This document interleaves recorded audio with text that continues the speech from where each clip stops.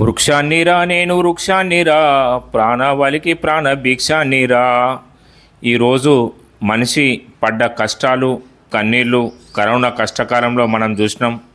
కేవలం వాయువు ఆక్సిజన్ దొరకక చాలామంది ఈ ప్రపంచం నుంచి వేరుపడడం జరిగింది.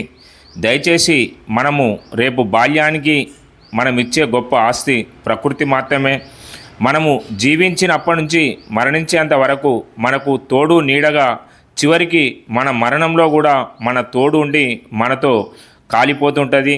దయచేసి ఈ వృక్షాలను, అడవులను, గుట్టలను, ప్రకృతి సిద్ధమైన అన్నీ మనం కాపాడుకోవాలి.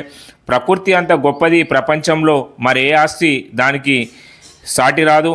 దయచేసి రాబో తరానికి మనం గొప్పగా ఇచ్చే ఆస్తి ఒక ప్రకృతి మాత్రమే. ఈ ప్రకృతిని కాపాడడం మనందరి బాధ్యత. ఈ వృక్షాలను, పిల్లలను మనం కాపాడుకోవాలి. నీటి కూడా ఈరోజు ఎంతో కలుషితమైంది. ఈరోజు మనం కొనుక్కొని తాగాల్సి వస్తుంది. దయచేసి ఈ అడవిని కాపాడుకుందాం, వృక్షాలను కాపాడుకుందాం.